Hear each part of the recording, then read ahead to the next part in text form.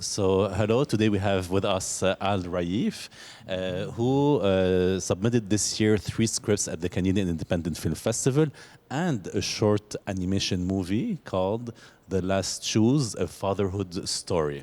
Hi, how are you? Great, thank you. How are you? Congratulations on having scripts and a short movie at our festival. Can you please talk to me, tell me a little bit about your background in movie making? How did it start? What? Yeah, so thank you for the opportunity. I started by being a business person, like a corporate career, but I always wanted to make films since I was 12, and I worked extremely hard for stabilizing my career, I would say, for like 15 years, but hoping to find like security, like where I can go for my dream, but eventually I found that there is no security in corporate, so I took the leap anyway a few years ago, and here we are making films as a full-time thing. Wow, amazing. Yeah. So you're a full-time artist now. Yes. Perfect. So tell me please about The Last Choose, a Fatherhood Story. This animation movie, what's the subject? What does it talk about? Which genre? Sure. So it's an experimental short film animation that I wrote this story for like 14 years ago, again within my goal that one day I would be able to make films. And I created this film as like a solo project where I did the animation myself, self-taught obviously, and then I did the narrative, the music editing and the sound design. I did everything like directing, producing it, all the thing.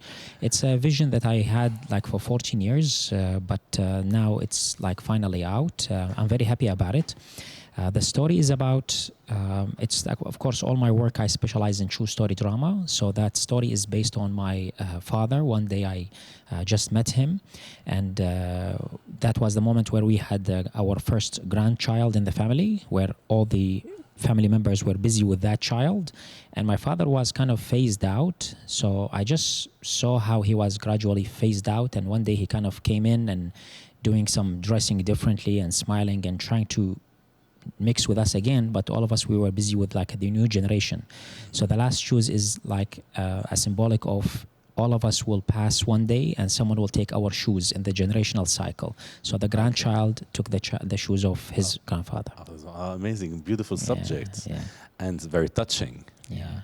And so tell me, why did you choose animation for that movie? Did you have like a certain time when you were thinking about shooting it with the live figures, with actors? Yeah, the live action was an option, but like I wanted to express the idea in a way that I can control everything. And in live action, it would be, in my opinion, limited, where I cannot create all the smoothness that I required and all the like imagery. So you had more liberty with animation. More liberty, of course. But I was like also experimenting, and it was like one of the very first works that I have done. And I created actually 3-4 more animation films in the same context after that as well. Okay, that's great. Yeah. So did you work with an animation company here in Montreal, or you did it all 100% on your own? 100% on my own, using Adobe After Effects and some of the classic Photoshops and Premiere and those kind of. So you drew all the characters and everything. It's made in a way that it's like there is a ready environment, and if you saw the images, I kind of manipulated how you edit them and how you make them a shadow and transparent. It's like animation work, but doesn't require drawing, I would say. Okay. Yeah. Oh, well, congratulations. Thank you. Congratulations for that movie. So now let's talk about the scripts that you submitted at the festival.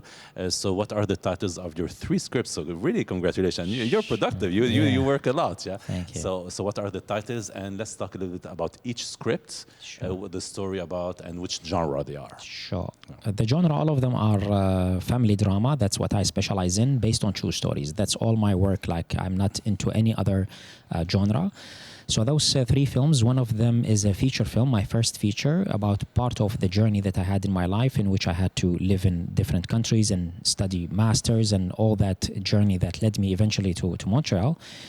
It's kind of a biographical, I would say, story, but it's about like how families have to go through war and economic collapse and disaster and that kind of thing, and then they migrate and then they reunite in some other countries where it's like better life and in the hope of a better future. Yeah, it's called The Offspring of Hope, obviously. The Officer? Offspring. Okay, The offspring as the next generation the of hope. offspring, of hope. So that's the feature-length script. Yeah.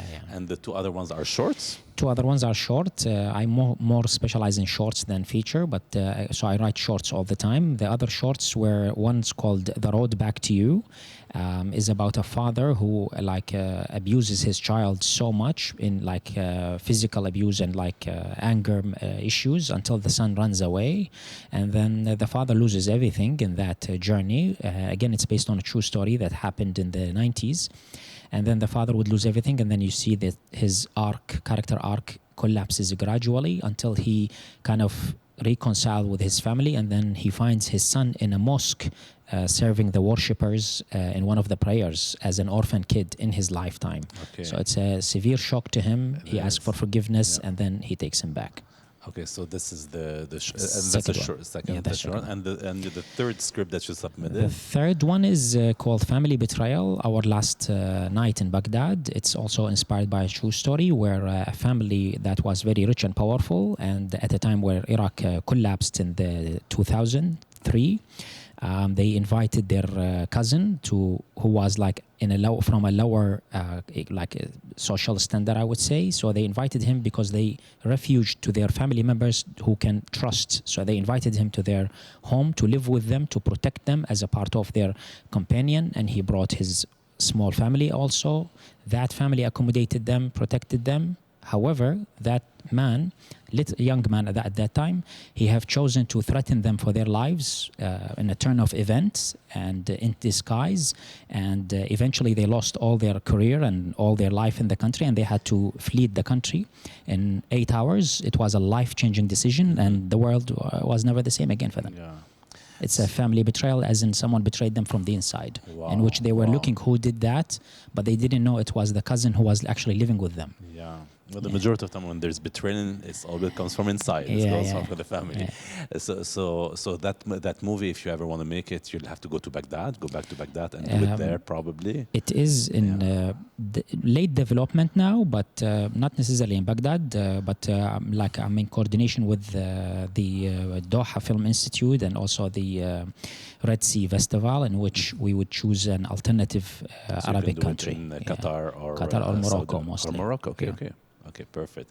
Well, that's so good. Congratulations! I can't wait to see these movies being made. Sure, thank you. So those are probably your future projects, or are you working on other projects at the same time? I do have other one also called Canada Remembers, which is a short film also. It's based on a true story that an immigrant meets the wife or the widow of a soldier sent by Canadian government to fight in foreign wars. It's also based on true story and how their life intersects, as in Canada sends someone outside to protect their foreign interest, and then immigrants come in return, and who actually paid the price, as in the families who sacrificed a loved one in a foreign war.